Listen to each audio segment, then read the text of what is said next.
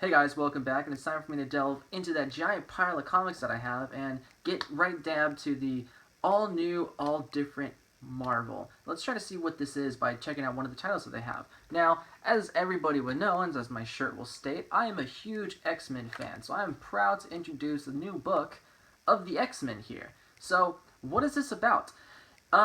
This is about a team of new mutants getting together and taking out these things called the Spears. I really have no idea because it's what they've done with this whole all new, all different is jump everything 8 years. So that way we don't know exactly what's happened, or not 8 years, in 8 months. We don't know exactly what's happened in these 8 months, but we do know that shit went down and things have gotten weird. But a lot of these new mutants have been popping up here and there, and this is a team with I don't know, it's like a female Charlie Brown who's able to take care of or control the elements, I guess that's her powers, and some old, fat, hairless beast who happens to also be in a wheelchair, pretty much. I don't guess it's like Charles Xavier's son, since it's directly just looks kind of like the guy, just fat. How his attitude is, he's really like the Wolverine, so if he'd be like a fat Wolverine in a wheelchair, kind of mentoring all these new kids. And the kids, I have to say, are really cool. They got one that's pretty much Hellian's arms, since he's got like robotic arms, but he's able to shoot like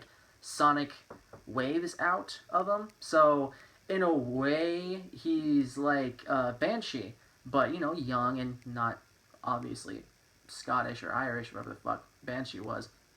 But yeah, he's able to shoot like sonic blasts out of his hands, out of his fingertips. That's his power. And another one by the name of, actually, they don't really say his name in there. Maybe they do. I just wasn't paying attention. But he's a young black kid who's able to, I guess, control rocks.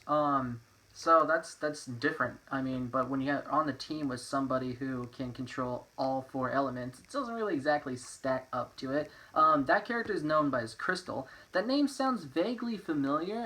I think it's the lady who actually married Quicksilver way back in the day. But yeah, she controls all the elements. She's got short hair, this like black thing that goes around, and she's dressed like Charlie Brown, like straight up diamonds and everything across the belt. But she's part of this new, I guess, mutant royal family that's sprung up in this 8 months, and it's kind of interesting because it seems like there's some kind of civil war going on between the mutants themselves, because this is obviously a mutant team that's been brought together to try to save the world and save their own kind, but they keep talking about how they don't want to work with mutants or mutant-like people, so it's kind of strange. The book itself, it's very nice. The art, I don't know how I feel about it. When you go to like giant landscapes like this piece right here, it's beautiful, it's fantastic. But when you get to just like individual characters, like I won't say that this isn't bad, but I will say that it is kind of boring. Looking at them, it's like, okay, you can see expression, you can see what's going on, but it doesn't captivate me in some way. I like comic books that definitely feel like comic books, so that's probably why. I also think it's because of the colors that are used. For a team that's based off of the X-Men, they should be using more vibrant colors. Now, the team members themselves do have colors in them, wearing like iconic X-Men suits. You can see a better example on the front. You'll see like yellows and greens and things that stand out of the character itself, even though it doesn't make sense why this guy shoots blue bolts, but he's got a yellow costume, and this guy's got green on him, but he controls rocks. But hey, I'm not the person who's putting this thing together or coming up with the costume designs.